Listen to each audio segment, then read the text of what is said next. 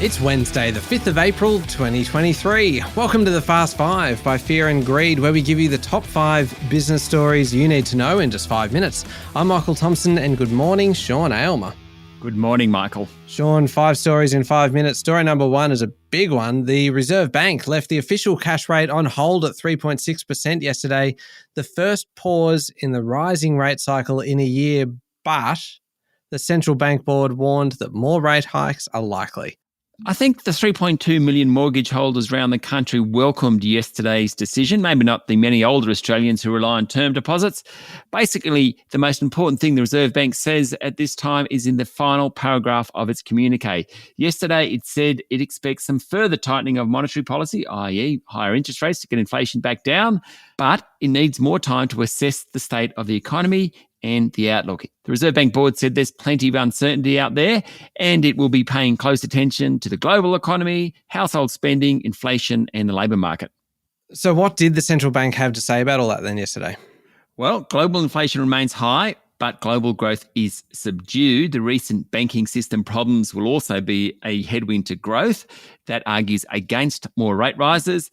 Central bank reckons inflation has peaked, particularly the prices of goods. It reckons inflation will be around 3% by the middle of 2025. Economic growth locally has slowed and it's anticipated to be below trend for a couple of years. Higher rates, cost of living pressures and falling house prices is slowing household spending and the labour market remains tight. Put all that together, will there be more rate rises? Well, market economists are mixed about that one. We're going to have to wait and see what the data says. All right, on to story number 2 now. Sean, and ANZ's bid for Suncorp's banking assets took a bit of a blow yesterday after the competition regulator said it needs more information on the deal. The Australian Competition and Consumer Commission wants further submissions, particularly the extent to which any deal would impact lending rates, deposit rates, fees and charges, consumer choice, service levels and innovation. The ACCC Deputy Chair Mick Keogh said the home loan price inquiry reports of 2018 and 2020 show competition between the biggest 4 banks has been, at best, muted, and any acquisition of a potential rival by one of the major banks must be closely scrutinised. A final decision is due on June 12 this year. Michael, just very quickly also, Andrew Forrest won the battle for Mincor Resources. He'll pay $760 million for that nickel supplier. How about this one, Sean? Story number 3. Melbourne-based skincare group Aesop has been sold by its Brazilian parent Natura to global giant L'Oreal in a deal that values the Australian company at $3.7 billion. You know, this is a company that started in Melbourne back in 1987, uses plant-based ingredients, really focuses on style, that type of thing. Now worth $3.7 billion. Not bad. In fact, the deal is the largest for any luxury brand in Australia.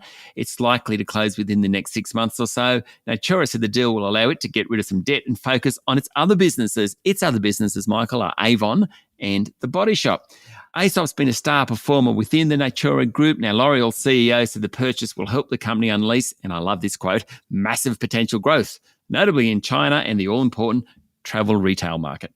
Sean, story number 4, the federal government is banning the use of TikTok on government devices following advice from intelligence and security agencies. Attorney General Mark Dreyfus said the directive will come into effect as soon as practicable.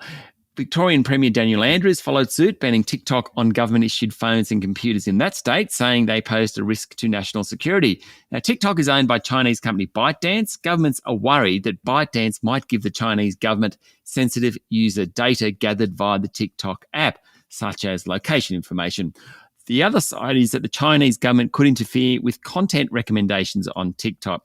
Governments are worried about that too. A bunch of countries have already banned the use of TikTok on federal communication devices, including India, the US, Canada, the European Commission and New Zealand.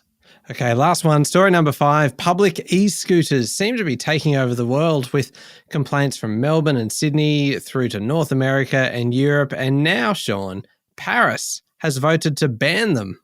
Yes, 90% of residents who turned out to vote said they didn't want shared e-scooters. And so when the city's 3 operators' contracts expire on 1 September this year, they won't be renewed. Only 8% of those eligible to vote did turn out. Of course, the referendum was in response to the rising number of people being injured or killed from e-scooters. In 2021, 24 people died in scooter-related deaths in France. Paris is the biggest city so far to kick out rental scooter operators.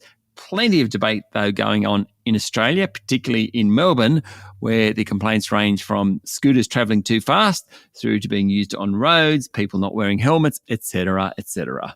All right, there we go. The top 5 business stories in 5 minutes. Thank you, Sean. Thank you, Michael. It's Wednesday, the 5th of April, 2023. Remember to hit follow on the podcast. And if 5 minutes isn't enough, you can find our longer daily show called Fear and Greed wherever you listen to podcasts. And don't forget, the Amazon Echo smart speaker range comes with Alexa built in. All you need to say is, Alexa, play the Fast 5 by Fear and Greed podcast to catch the latest episode, and you can grab yours now at amazon.com.au. I'm Michael Thompson, and that was the Fast 5 by Fear and Greed. Have a great day.